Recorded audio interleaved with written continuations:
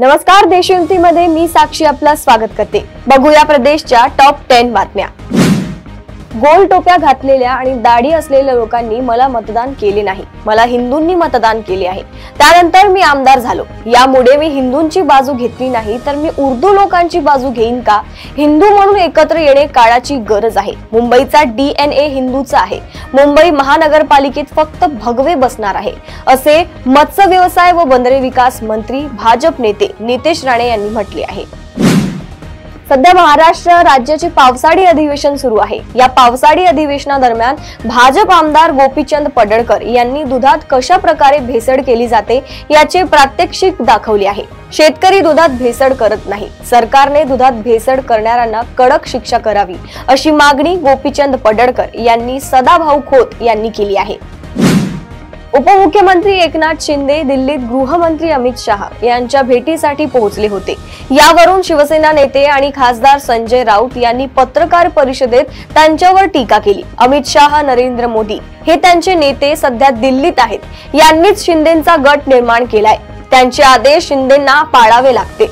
शिंदे गुरुपौर्णिमेनिमित्त 100% दिल्लीत जाणारच होते, त्यांचा कार्यक्रम ठरलेलाच होता, असं संजय राऊत म्हणाले आहे। हिंदी सक्तीच्या मुद्द्यानंतर महाराष्ट्रात मराठी विरुद्ध अमराठी असा वाद निर्माण झालाय। दरम्यान मराठी विरुद्ध अमराठी या वादात भारतीय जनता पक्षाचे नेते तथा माजी खासदार ब्रजभूषण शरण सिंग यांनीही उडी घेतली आहे।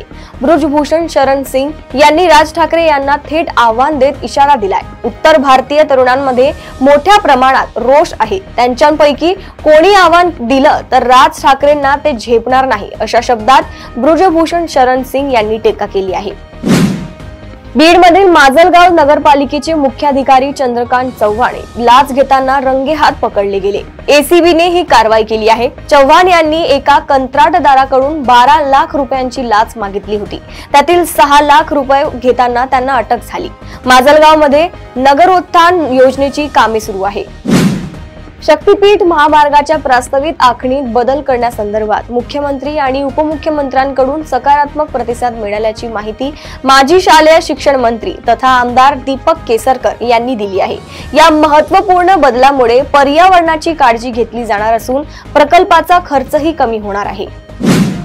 लग्नाचे आमिष दाखवून तरुणीशी वेडोवेडी शारीरिक संबंध ठेवल्याने ती गरोदर राहिली असता तिच्या नकळत रबडीमध्ये गर्भपाताची गोळी खायला घालून तिचा गर्भपात केला, तसेच तिच्याशी लग्न करण्यास नकार दिल्याप्रकरणी प्रियकराच्या विरोधात हिंजवडी पोलिसांनी गुन्हा दाखल केलाय। हा प्रकार हिंजवडी येथे 31 डिसेंबर 2023 ते 3 जुलै 2025 या कालावधीत घडलाय। 28 वर्षीय पीडित तरुणीने हिंजवडी पोलीस ठाण्यात फिर्याद दिली आहे। राज्यातील वरिष्ठ पोलीस अधिकारी विश्वास नांगरे पाटील यांचा AI द्वारे तयार केलेला चेहरा व्हिडिओ कॉल मध्ये वापरून एका माजी अधिकाऱ्याला डिजिटल अरेस्ट करून त्याच्याकडून सुमारे 78,60,000 रुपये उकळण्यात आल्याची धक्कादायक घटना छत्रपती संभाजीनगर मध्ये घडली आहे। AI तंत्रज्ञानाचा दुरुपयोग करून करण्यात आलेल्या या गुन्ह्यामुळे खळबळ उडाली आहे। या प्रकरणी छत्रपती संभाजीनगर मधील क्रांती चौक पोलीस ठाण्यामध्ये गुन्हा दाखल करण्यात आला असून पोलिसांकडून पुढील तपास सुरू आहे।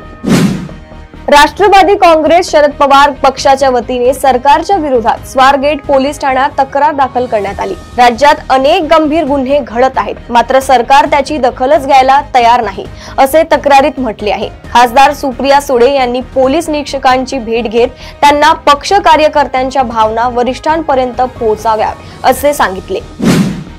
पुणे आणि पिंपरी चिंचवड परिसरातील प्रवासी मेट्रो सेवेला पसंती देत असून पावसाळ्याच्या पार्श्वभूमीवर मेट्रो महत्त्वाचे आणि विश्वासार्ह साधन ठरत आहे। जलद, सुरक्षित आणि वेळेतील बचतीच्या वैशिष्ट्यांमुळे रस्त्यावरील वाहतूक कोंडी, खड्डे आणि गैरसोयींना कंटाळलेले नागरिक मेट्रोकडे वळत आहेत। मागील वर्षीच्या तुलनेत यंदाच्या जूनमध्ये प्रवासी संख्येत 79% आणि उत्पादनात 81% वाढ होत आहे। प्रदेशातील अशा टॉप 10 बातम्या जाणून घेण्यासाठी बघत रहा देशयुक्ती। नमस्कार।